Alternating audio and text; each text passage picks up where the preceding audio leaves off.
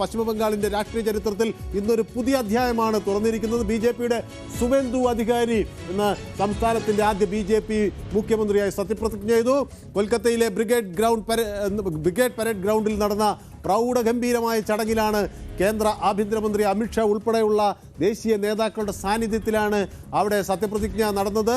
അതോടൊപ്പം തന്നെ রাজ্যের মুখ্যমন্ত্রী রূপে যে কোনো বিষয় যাহা আমার বিবেচনার জন্য আনিত হইবে বা আমি জ্ঞাত হইব তাহা মুখ্যমন্ত্রী রূপে আমার কর্তব্য সমূহের যথাযথ নির্বাহের জন্য যে রূপ আবশ্যক হইতে পারে তদ্গতিকে അതാണ് മുഖ്യമന്ത്രിയുടെ സത്യപ്രതിജ്ഞാ ദൃശ്യങ്ങളാണ് നമ്മൾ കണ്ടത്. ഒപ്പം തന്നെ മറ്റ് 5 മന്ത്രിമാർ കൂടി സത്യപ്രതിജ്ഞ ചെയ്തിരിക്കുന്നു.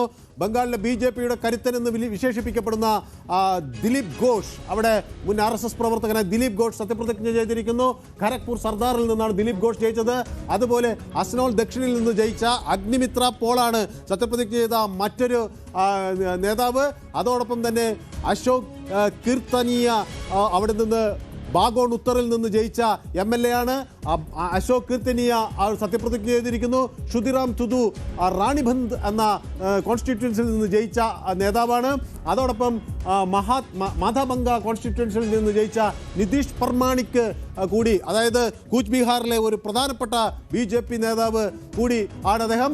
അവിടെ സത്യപ്രതിജ്ഞ ചെയ്തു. സുവേന്ദു അധികാരി എല്ലാവർക്കും അറിയാം, ഭവാനിപ്പൂരിലും ഒപ്പം നന്ദിഗ്രാമിൽ നിന്നും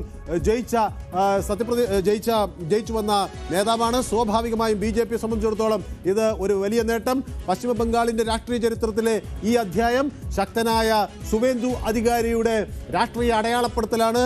ഇന്ന് സംസ്ഥാനത്തെ ആദ്യത്തെ ബി.ജെ.പി മുഖ്യമന്ത്രി അദ്ദേഹം സത്യപ്രതിജ്ഞ ചെയ്യുമ്പോൾ അത് ഒരു വലിയ നേട്ടമായി അവർ ഉയർത്തിക്കാണിക്കുന്നു. സത്യപ്രതിജ്ഞ എന്നത് ബി.ജെ.പിയുടെ രാഷ്ട്രീയ വിജയം എന്ന തരത്തിൽ ആഘോഷിക്കപ്പെട്ടു. ഒരു കാലത്ത് മമതാ ബാനർജിയുടെ ഏറ്റവും വിശ്വസ്തരായ സഹയാത്രികരായിരുന്നു സുവേന്ദു അധികാരി. പിന്നീട് അവരുടെ ഏറ്റവും വലിയ വെല്ലുവിളിയായി, ഏറ്റവും വലിയ ശത്രുവായി മാറി. ഇന്ന് പശ്ചിമ ബംഗാളിൽ തൃണമൂൽ ഭരണത്തിന് വിരാമമിട്ടാണ് സുവേന്ദു അധികാരി അവിടെ തൻ്റെ രാഷ്ട്രീയ യാത്രയിലെ ഒരു സുപ്രധാന നാഴികക്കല്ല് പൂർത്തിയാക്കുന്നത്.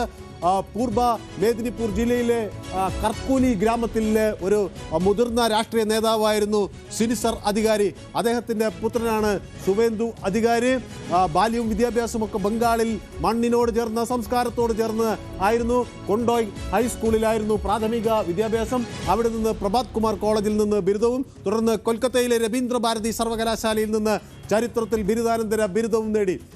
അങ്ങനെ ബംഗാളിലെ ഇടതുപക്ഷ ആധിപത്യത്തിൻ്റെ ഉച്ചകോടിയിൽ നിൽക്കുന്ന ഒരു ഘട്ടത്തിലാണ് അദ്ദേഹം രാഷ്ട്രീയത്തിലേക്ക് കടന്നു വരുന്നത്. കോൺഗ്രസിൻ്റെ വിദ്യാർത്ഥി സംഘടനയിലൂടെ, ഛാത്ര പരിഷത്തിലൂടെയൊക്കെ ആയിരുന്നു ആ രാഷ്ട്രീയ പ്രവേശനം. 1995 ക്രാന്തി മുനിസിപ്പാലിറ്റിയിലെ കൗൺസിലറായി ആരംഭിച്ചതാണ് അദ്ദേഹത്തിൻ്റെ രാഷ്ട്രീയ തെരഞ്ഞെടുപ്പ് പ്രവർത്തനങ്ങൾ. ആദ്യ തെരഞ്ഞെടുപ്പിൽ അദ്ദേഹം വിജയിച്ചു. 98 മമതാ ബാനർജി തൃണമൂൽ കോൺഗ്രസ് രൂപീകരിച്ചപ്പോൾ സുവേന്ദു അധികാരിയും അതിൽ ചേർന്നു.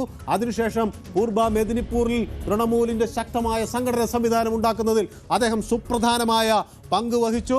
2007 നന്ദിഗ്രാം ഭൂമി ഏറ്റെടുക്കൽ വിരുദ്ധ സമരത്തിൽ ബംഗാളിന്റെ രാഷ്ട്രീയ ചരിത്രം മാറ്റിമറിക്കുന്ന ആ സാഹചര്യത്തിൽ അവിടെ നമുക്ക് പ്രക്ഷോഭത്തിന്റെ മുന്നണിയിൽ ഈ നേതാവിനെ നമുക്ക് കാണാൻ കഴിഞ്ഞു.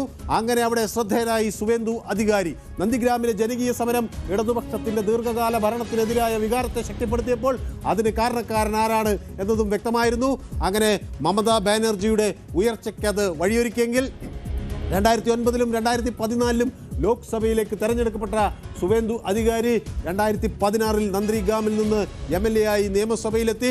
മമതാ ബാനർജി മന്ത്രിസഭയിൽ ഗതാഗത മന്ത്രിയായി, പരിസ്ഥിതി മന്ത്രിയായി ഒക്കെ പ്രവർത്തിച്ചു. സംസ്ഥാന ഭരണതന്ത്രത്തിൻ്റെ അടുത്ത് നിന്നുകൊണ്ട് അത് നോക്കിക്കാണാൻ അദ്ദേഹത്തിന് കഴിഞ്ഞു. എന്നാൽ 2020 ബംഗാൾ രാഷ്ട്രീയം അപ്രതീക്ഷിതമായ വഴിത്തെരുവിലേക്ക് നീങ്ങിയപ്പോൾ സുവേന്ദു അധികാരി തൃണമൂൽ കോൺഗ്രസ് വിട്ട് ബി.ജെ.പിയിലെത്തുകയാണ്. അങ്ങനെയാണ് ബംഗാളിലെ രാഷ്ട്രീയ സമവാക്യങ്ങളെ അടിമുറി മാറ്റിമറിക്കുന്നത്. 2021 നിയമസഭാ തെരഞ്ഞെടുപ്പിൽ നന്ദിഗ്രാമിൽ മമതാ ബാനർജിയെ നേരിട്ട് അദ്ദേഹം 1986 വോട്ടുകൾക്ക് പരാജയപ്പെടുത്തി താൻ കരുത്തനാണ് ബംഗാളിൽ എന്ന് തെളിയിച്ചു. ആ വിജയം ഒരു രാഷ്ട്രീയ വിജയമായിരുന്നു. അത് ബി.ജെ.പിക്ക് ആത്മവിശ്വാസം പകർന്നു.